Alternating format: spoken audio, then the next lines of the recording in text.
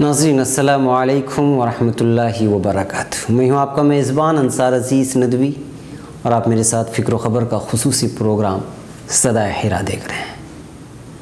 ناظرین الحمدللہ یہ صدائے حرا کی 44ویں قسط ہے۔ گزشتہ ہفتے آپ حضرات نے دیکھا اور سنا تھا کہ کیسے حضرت عمار بن یاسر رضی اللہ عنہ ان کے والد اور ان کی والدہ کو تکالیف دی گئی وغیرہ وغیرہ اور دیگر تفصیلات بھی۔ اب آئیے ہم آگے بڑھتے ہیں۔ ناظرین صحابہ کو تکالیف دیے جانے کی بات چل رہی ہے۔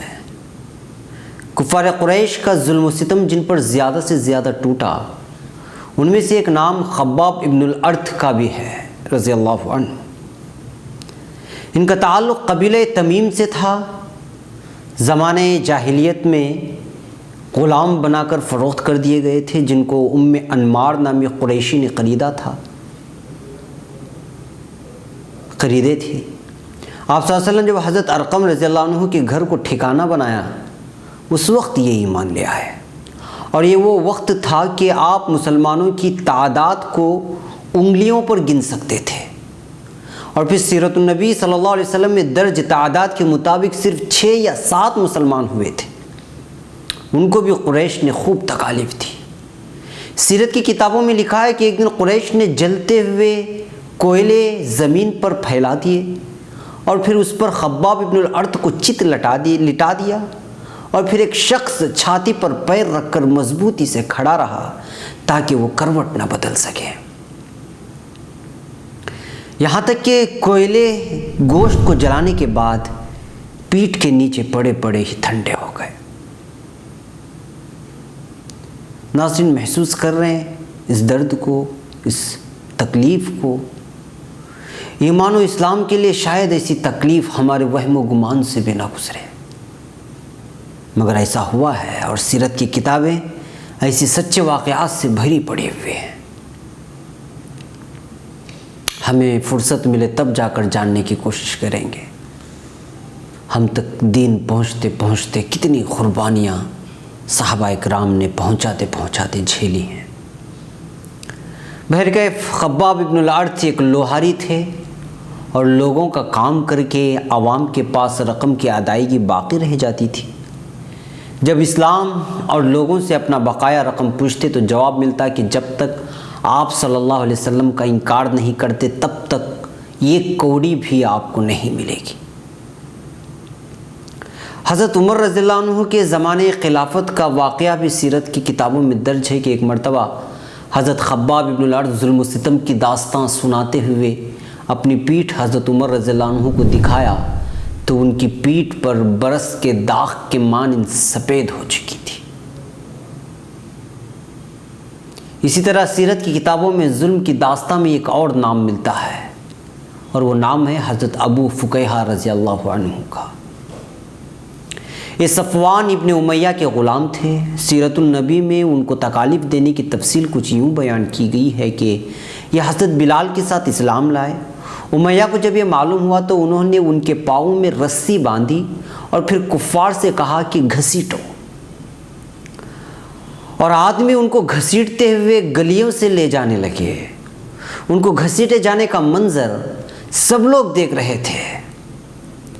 اچانک ایک گبریلا وہاں سے گزرا تو امیہ نے ان سے کہا کہ تیرا خدا یہی تو نہیں؟ یہ سن کر انہوں نے جواب دیا کہ میرا اور تیرا دونوں کا خدا اللہ رب العزت ہے۔ اس پر امیہ نے اس زور سے ان کا گلا گھونٹا کہ لوگ سمجھے دم نکل گیا۔ ایک دفعہ ان کے سینے پر اتنا بھاری بوجھل پتھر رکھ دیا کہ ان کی زبان منہ سے باہر نکل گئی تھی۔ नाज़रीन, इसके अलावा वो सहाबियात का नाम जिन पर जुल्म व सितम के पहाड़े तोड़े गए, उनमें एक हज़रत लुबैना रज़ी अल्लाह ताला अन्हा और हज़रत ज़ुनैरा रज़ी अल्लाह ताला अन्हा थी। हज़रत लुबैना, हज़रत उमर उस वक्त ईमान नहीं लाए थे, तो हज़रत उमर ने इनको इतना मारा और इतना पीटा था कि वो थक जाते, और फिर जब थक कर मारना बंद कर देते तो कहते कि मैंने तुझ पर रहम खा कर के नहीं छोड़ा, बल्कि मैं थक गया हूँ, इस वजह से तुम्हें मारना छोड़ दिया है।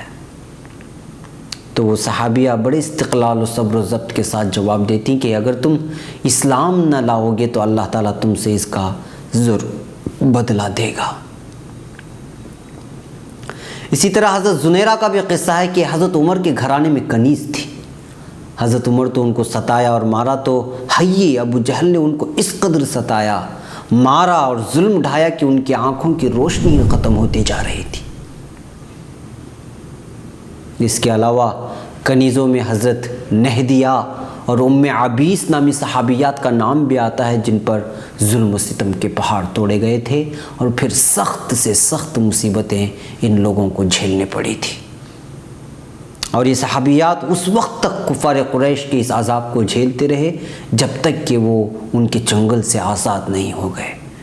लिहाजा हज़रत अबू बकर रज़ियल्लाहु अन्हु ने इन ग़ुलाम सहाबा और सहाबियात को आज़ाद करके अपने फ़ज़ाइल के दफ्तर में इजाफ़ा किया था। सीरत की किताबों में हज़रत अबू बकर रज़ियल्लाहु अन्हु की जानिब से आज़ाद करदा सहाबा और सहाबियात के नाम कुछ यूँ हैं कि हज़रत बिलाल, आमिर इब्ने फ़ुहैरा, हज़रत लुबैना, हज़रत ज़ुनैरा, हज़रत नहदिया और उम्मे अबीस रिज़वानुल्लाहि अलैहिम अजमईन हैं। इन सबों को भारी भारी दामों पर ख़रीद कर हज़रत अबू बकर ने आज़ाद किया था। इसी तरह एक और सहाबी हज़रत सुहैब रूमी का तज़किरा मिलता है, जो कुफ़ार कुरैश की जानिब से जुल्म व सितम का शिकार बने थे। उनकी तफसीलात पर रोशनी डाली जाए तो उनके वालिद का ख़ानदान मौसल से था और वालिद सिनान किसरा की जानिब से आबला नामी रियासत के हाकिम थे। मगर रूमियों की जानिब से आबला पर हमला किया गया तो उस वक्त रूमियों के हाथों जो लोग कैद हुए, उनमें से एक सुहैब रूमी रज़ियल्लाहु अन्हु भी थे। चूँकि ये रूम में पले बड़े तो उनको रूमी कहा जाने लगा। उनके अरबी में भी अजमियत झलकती थी। बहरकैफ रूम से एक अरब ने उनको ख़रीदा और मक्के में अब्दुल्ला बिन जदआन ने उनको ख़रीद कर आज़ाद कर दिया। इन पर भी जुल्म सितम किए जाने की लंबी दास्तां हैं, इंशाअल्लाह अगली क़िस्तों में बयान की जाएंगी। फ़िलहाल वक्त लंबा हो चुका है, अपने मेज़बान को इजाज़त दें। अस्सलामु अलैकुम व रहमतुल्लाहि व बरकातुहू।